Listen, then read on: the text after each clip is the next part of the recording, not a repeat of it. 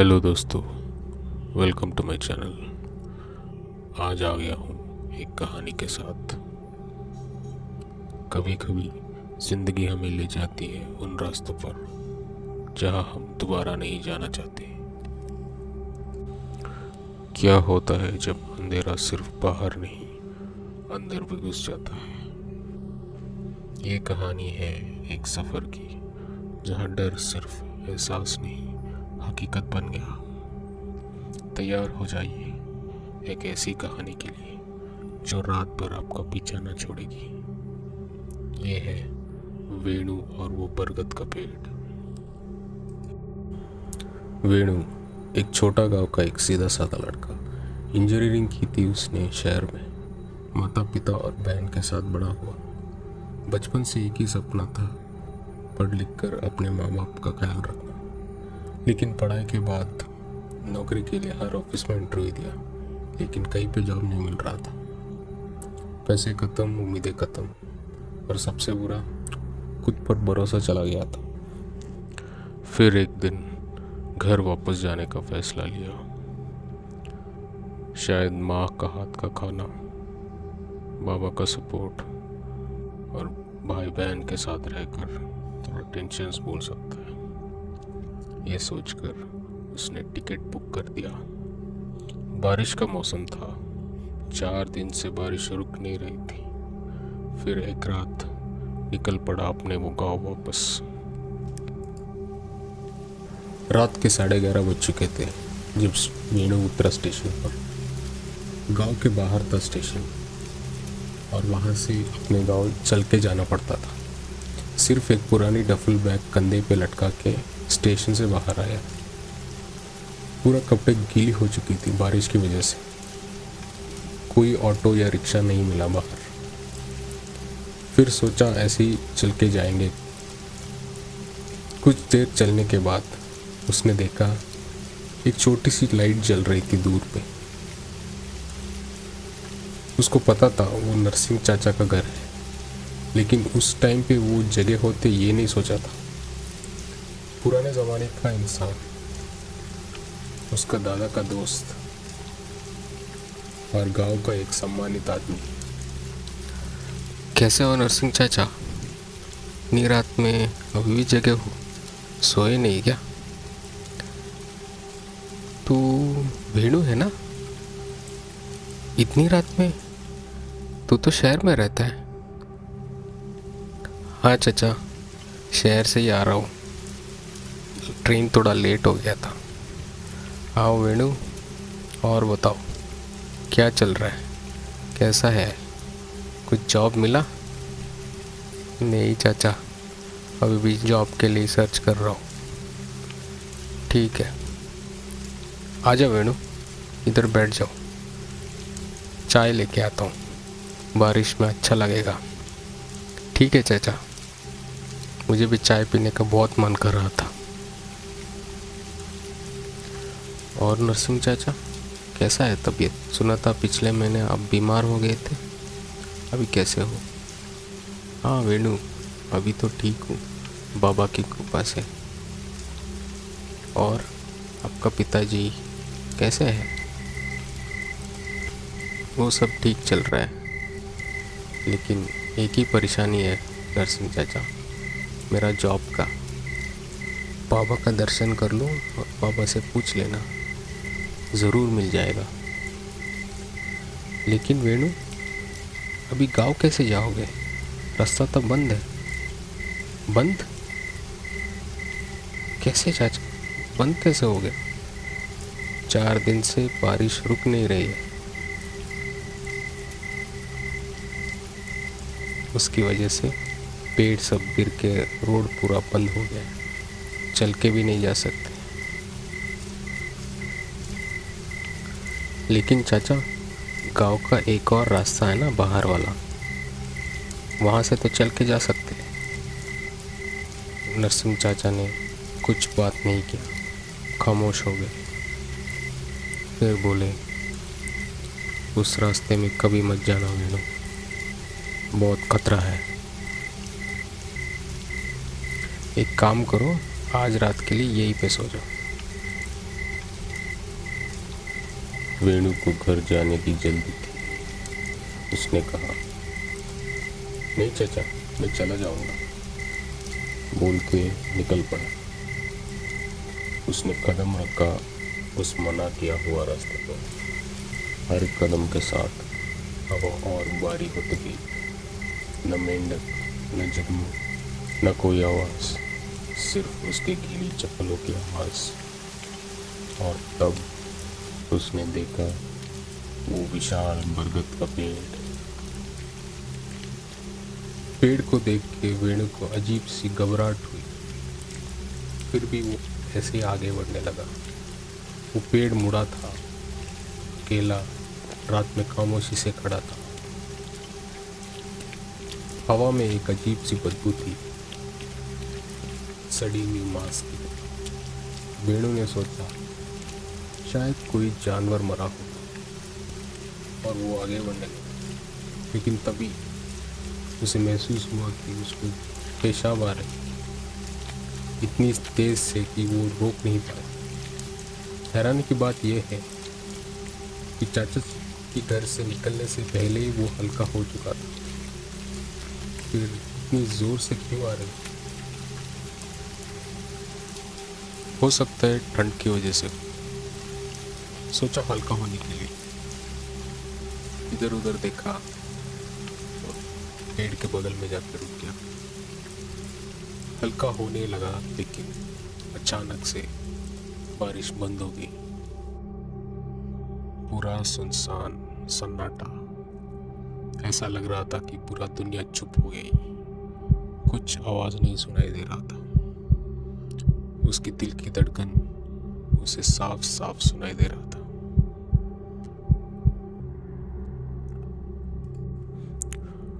और तभी एक गुर्राती आवाज बिल्कुल उसका ऊपर से। उसके पैर थरथराने लगे। चाचा के बाद याद आई। उसने अपने आप से कहा, कुछ नहीं है, कुछ नहीं है। फिर थोड़े खामोशी के बाद एक हंसी। वो हंसी ने उसका शरीर में एक टन डाल दी, एक डरावनी हंसी। पर वेणु अब रुक नहीं पाया। उसने हिम्मत जुटाई और धीरे धीरे ऊपर देखा। और देखते ही उसका पैर कांपने लगे। वो जमीन पे गिर गया और सर्दी में पसीना पसीना हो गया। पेड़ के एक मोटे साखी पर किसी के पैर झूल रहे थे। 2 पैर सफेद सूखे हुए। वेणु ने एक नजर ऊपर डाली और तब उसने देखा एक भयानक दृश्य। रूह कांपने वाली 2 आंखें गहरी लाल सुराग जैसी घूर रहे थे वेणु को। फिर वेणु ने हिम्मत जुटाई और भागने लगा। थोड़ी दूर जाके एक झाड़ी में छुप गया।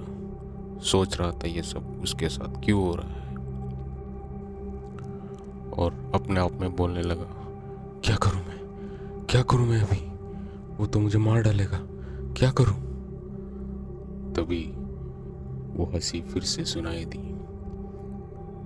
बिल्कुल उसके बगल में। वेणु चिल्लाया, उधर से उठा, भागने लगा झाड़ियों की तरफ। अंधेरा इतना थी कि उसको कुछ दिखाई नहीं दे रहा। बैग से टॉर्च निकाला और भागने लगा, लेकिन उसको कोई पीछा कर रहा था। वो जितना तेज भागे वो कदम उतना ही उसके पास आते, हंसी के साथ।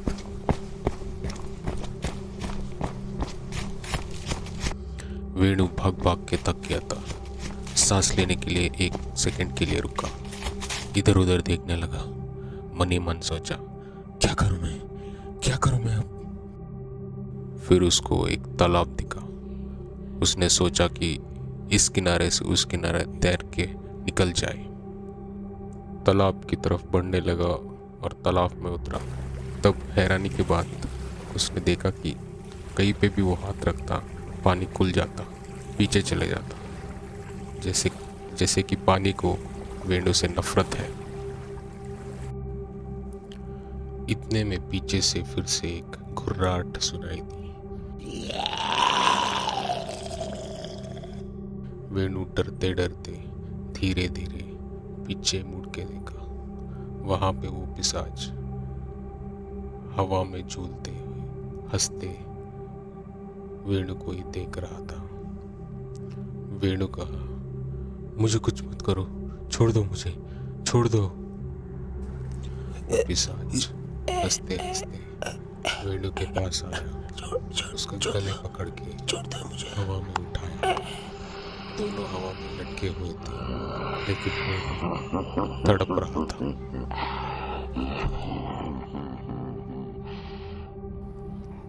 तू क्या सोचा? तू मुझसे भाग जाएगा, बच पाएगा, जी पाएगा?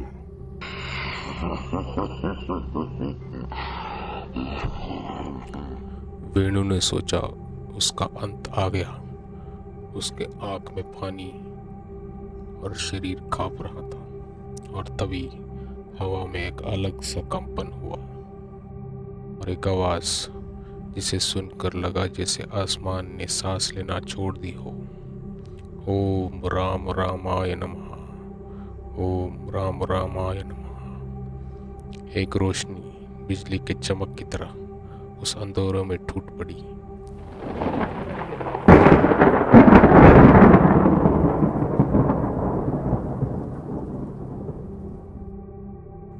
वो थे नरसिंह चाचा, लेकिन अब वो सिर्फ एक गांव का बुड्ढा नहीं थे, वो थे नीम करोली बाबा का शिष्य।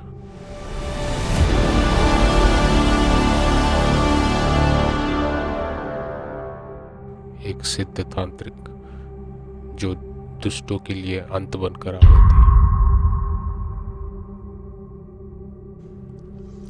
हाथ में एक चंदन से बना त्रिशूल, गले में तुलसी का माला और आंखों में वो तेज जो सिर्फ एक योगी में होता है।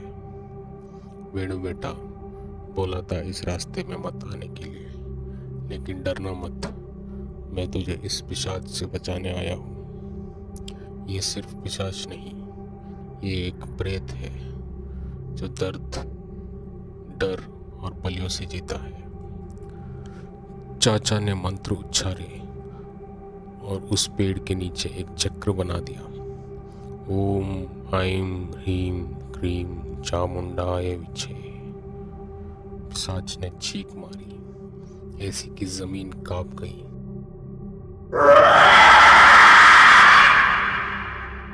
पिशाच ने वेणु पर झपटना चाहा, लेकिन एक प्रकाश का घेरा उसका आसपास बन गया। चाचा ने आग लगा दी और एक कपूर से भरी माला प्रेत की तरफ उछाली।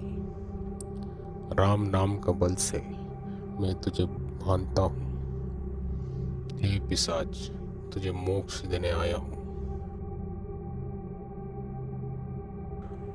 उस प्रेत ने आखिरी वार किया।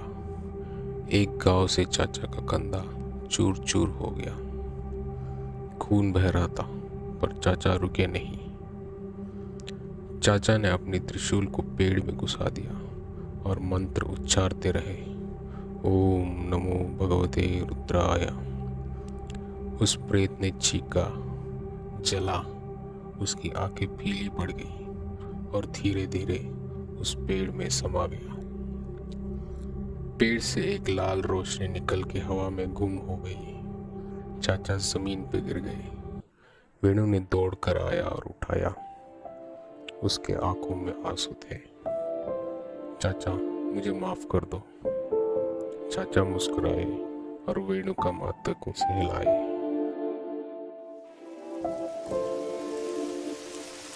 उतने में बारिश फिर से गिरने लगा। हल्की हल्की हवाएं बहने लगी।